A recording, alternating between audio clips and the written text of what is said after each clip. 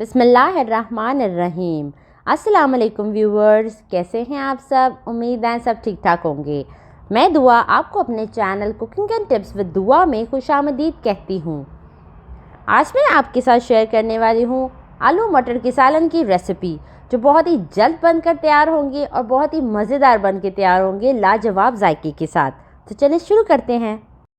एक कढ़ाई ले लेंगे, प्री हीट कर लेंगे, हाफ कप कुकिंग ऑयल शामिल कर देंगे, 2 बड़े साइज़ की प्याज काट के डाल देंगे और इन्हें गोल्डन ब्राउन करेंगे। व्यूवर्स, आपसे एक रिक्वेस्ट है, अगर आप मेरे चैनल पे न्यू हैं तो जल्दी से जाएं और मेरे चैनल को सब्सक्राइब करें और सब्सक्राइब के बटन के साथ ही जो बेल का आइकन है उसे भी ज़रूर दबाएं, ताकि मेरी हर आने वाली न्यू वीडियो आपको सबसे पहले देखने को मिले। प्याज गोल्डन ब्राउन हो चुके हैं, अब हम इन्हें अलग से निकाल लेते हैं और ठंडा कर लेते हैं। जैसे प्याज ठंडे हो जाएंगे तो उसके अंदर 2 मीडियम साइज़ के टमाटर काट के डाल देंगे और इनको ब्लेंड कर लेंगे। उसी पैन में 2 दालचीनी, स्टिक, 3 लौंग, 1 टीस्पून साबुत ज़ीरा डालकर गोल्डन कर लेंगे। ऑयल हमारे पास वही है जिसमें हमने अनियन फ्राइड किए थे। ज़ीरा कड़कड़ाने के बाद 3 जवे लहसुन, हाफ इंच का टुकड़ा अदरक का और 4 से 5 हरी मिर्च का मैंने पेस्ट बना लिया, अब वो शामिल कर देंगे और इसे हल्का सा फ्राई करेंगे। अब इसमें 1 टीस्पून लाल मिर्च, 1 टीस्पून भुना कुटा धनिया, हाफ टी स्पून हल्दी, 1 टीस्पून नमक, 1 चुटकी कलौंजी, 2 चुटकी अजवाइन और 1 टीस्पून भुना कुटा ज़ीरा शामिल कर देंगे और इसे फ्राई करेंगे। मसाले डालने के बाद अब इसमें 2 टेबलस्पून पानी के शामिल करेंगे, ताकि नीचे से लगे ना और इसका कच्चापन भी दूर हो जाए।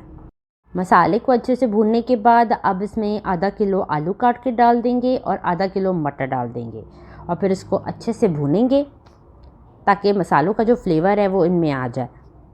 आलू मटर को अच्छे से मसाले के साथ भूनने के बाद अब जो हमने फ्राइड अनियन और टमाटर का जो पेस्ट बनाया था वो इसमें शामिल कर देंगे और अब इसको अच्छे से भूनेंगे। तकरीबन 5 से 7 मिनट तक इसकी भुनाई करेंगे।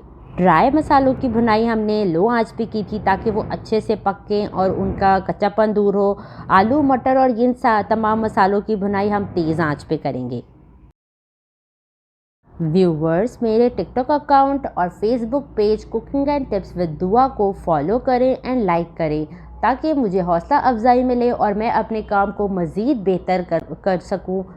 आलू मटर की बहुत अच्छे से भुनाई हो चुकी है। अब इसमें 1 टीस्पून कसूरी मेथी का शामिल कर देंगे। कसूरी मेथी आप जिस खाने में भी अपने डालते हैं तो वो उसके जायके को बहुत ज़्यादा बढ़ा देती है, बहुत ही फ्लेवरफुल आपका वो खाना हो जाता है। अब इसको भी अच्छे से मिक्स कर लेते हैं और फिर हमने 1.5 गिलास पानी का शामिल कर देंगे। आपने जितनी ग्रेवी रखनी है आपने उतना पानी शामिल करना है। जोश आने के बाद इसे 10 मिनट तक कवर करके हल्की आंच पे पकाएंगे, ताकि आलू मटर दोनों गल जाएं।